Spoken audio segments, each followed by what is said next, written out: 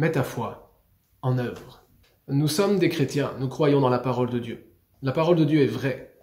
Nous citons la parole de Dieu parce que nous croyons qu'elle est vérité et qu'elle a un impact, une puissance dans nos vies lorsque nous y plaçons notre foi. Seulement, la parole de Dieu a des aspects, nous amène dans des aspects de vie spirituelle qui dépassent la simple croyance de certains mots, de certains versets. Nous croyons que ces versets, que ces mots, que cette parole de Dieu doit avoir un impact dans nos vies. Jacques dit ceci: « Veux-tu savoir, ô homme vain, que la foi sans les œuvres est inutile? Croire sans agir est inutile. » Alors vous me direz quoi? Il faut faire des œuvres, des bonnes actions? Non, ce n'est pas de ça dont je parle. Je ne crois pas que Dieu nous appelle à être hyperactifs. On peut aider des gens, on peut faire de bonnes actions, de bonnes œuvres, mais qui n'ont pas de profondeur spirituelle. On peut en faire beaucoup, mais qui n'auront pas d'impact. On peut en faire quelques-unes, un tout petit peu, juste les bonnes œuvres, et celles-là vont avoir de l'impact. C'est de celles-là dont j'aimerais parler. La Bible utilise le mot ergon en grec pour parler des œuvres. Ce mot-là est lié intimement, directement à une dimension spirituelle, à une réalité spirituelle. L'œuvre est l'expression et l'extension de la foi manifestée, placée en Dieu.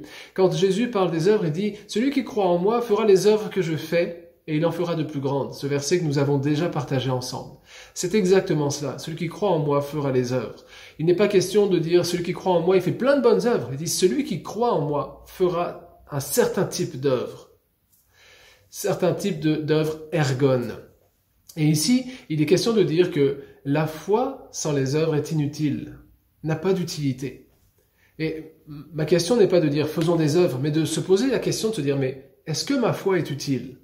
Dans ces temps où on est tous séparés les uns des autres, où on rencontre peu de monde, comment est-ce que notre foi peut se manifester de manière pratique par des œuvres que des gens pourraient voir ou ne pas voir? Au final, si on ne rencontre personne, comment ces œuvres-là peuvent glorifier Dieu? Les œuvres que nous sommes appelés à faire sont des œuvres que Dieu a préparées d'avance, des œuvres qui sont basées sur ce que la parole de Dieu enseigne. Nous ne voulons pas juste citer la Bible, nous voulons vivre ce que la parole de Dieu enseigne. Par exemple, point pratique, nous croyons que nous hériterons le royaume des cieux.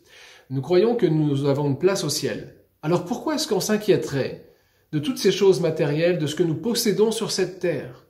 Concrètement, nous croyons, donc nous avons la foi dans le royaume de Dieu à venir qui sera notre héritage.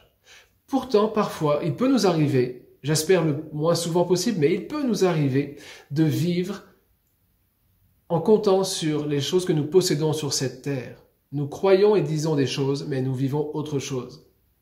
La foi, sans les œuvres qui lui sont associées, est inutile. Ça sert à quoi de dire « je crois que Dieu m'a préparé une place au ciel » si je suis anxieux, si je suis stressé, si je suis en détresse dès qu'on touche à mes biens matériels sur cette terre. La Bible dit que Dieu est souverain. Pourtant, quand Dieu touche quelqu'un ou permet que quelqu'un de notre entourage soit touché sans le guérir, sans le délivrer de la mort, est-ce qu'il ne nous arrive pas de poser des questions à Dieu et de dire « Pourquoi fais-tu cela ?» Nous disons que Dieu est souverain, nous croyons que Dieu est souverain, mais nos œuvres, nos actes, notre pratique n'est pas en corrélation avec cette réalité que nous confessons, que nous professons. Étonnant. Nous croyons, mais nous ne pratiquons pas. Dieu est souverain, oui, mais. Nous avons une maison au ciel, oui, mais. Et concrètement également, la Bible dit que Dieu pourvoit à tous nos besoins. Pourtant, lorsque nous nous trouvons en situation de pénurie, de crise potentielle, est-ce qu'on ne peut pas être tenté de faire des surstocks alimentaires? Là, on vient dans le concret. Aujourd'hui, avec la période que nous traversons, où concrètement nous devons aller au magasin, faire le plein, etc.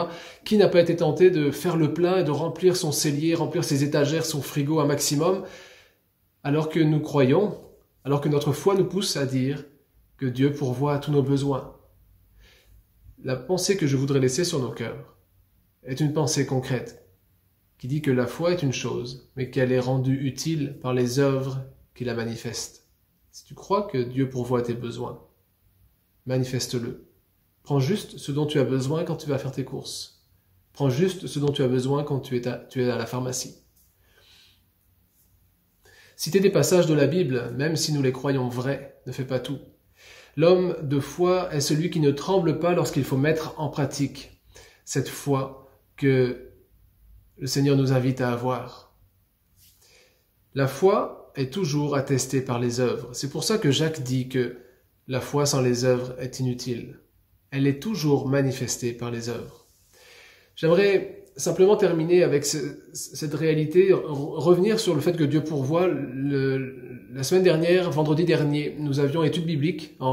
Nous étions en visioconférence, c'était une première pour nous, ça s'est vraiment bien passé. Le thème de cette étude biblique était Dieu pourvoit. Et n'était pas prévu à ce moment-là, enfin auparavant, qu'on vive ce que l'on vit aujourd'hui, mais le thème était Dieu pourvoit. Et j'aimerais laisser un verset que nous avons partagé ce soir-là. Une parole du Seigneur qui dit « Ne vous inquiétez donc pas du lendemain, car le lendemain aura soin de lui-même. À chaque jour suffit sa peine. Ne vous inquiétez donc pas du lendemain. » Si je crois cela, Dieu m'appelle à le mettre en pratique. C'est pour ça que, pratico-pratique, faire des surstocks n'est pas une démonstration de foi de la part d'un chrétien.